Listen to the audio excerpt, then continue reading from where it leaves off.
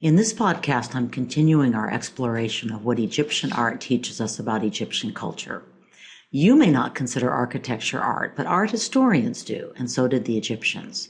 They poured enormous resources into tombs honoring dead pharaohs, or, as they would put it, pharaohs who had moved on to the afterlife. That's where we turn now.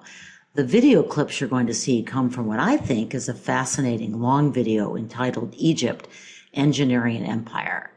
Okay, I am a history geek, but if you're interested in watching the whole thing, Ms. Jacobs can give you a link.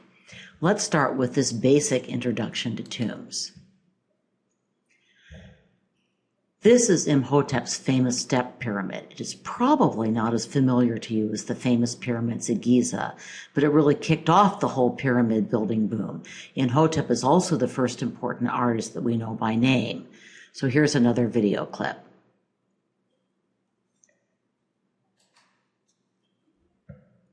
And the step pyramid continues with this video clip.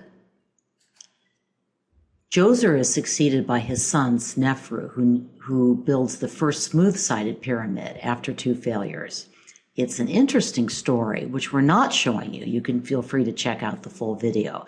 Snefru finally succeeds with the red pyramid, and his son Khufu constructs the first of the great pyramids. The story continues with this video clip. These are the only wonders of the ancient world that are still standing.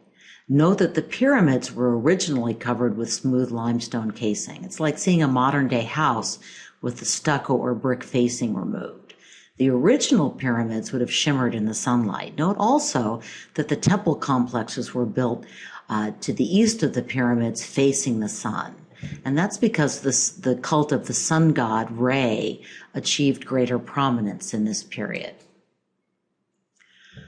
The pyramids were the greatest achievement of the Old Kingdom, but they also brought it down.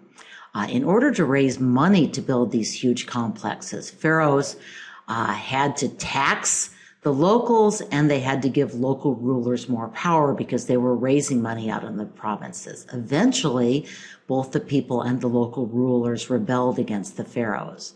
There was a period of civil war, and a new kingdom took over.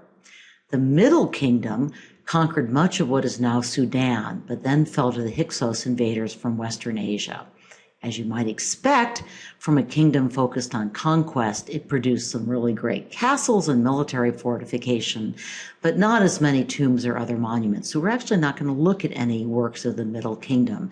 Instead, we're going to take up our story again with the New Kingdom and a fascinating female pharaoh, Hatshepsut. Her mortuary temple, shown here, is another work that you could use on your essay. The next temple we're going to look at is Seti's tomb in the Valley of the Kings. And finally, Seti is succeeded by his son, Ramses II, perhaps Egypt's most famous pharaoh. We'll conclude this race through Egyptian architecture with a look at his extraordinary mortuary temple at Abu Simbel. Note that this temple was moved to higher ground when the Aswan Dam was built and flooded the land where it stood. I'm leaving out that part of the video, but you should feel free to watch it. I'm also leaving out, in some ways, the most interesting but strangest of the pharaohs, Akhenaten. You may have a chance to talk about him in class or watch a video clip about him. Meanwhile, good luck on your essays. I look forward to reading them.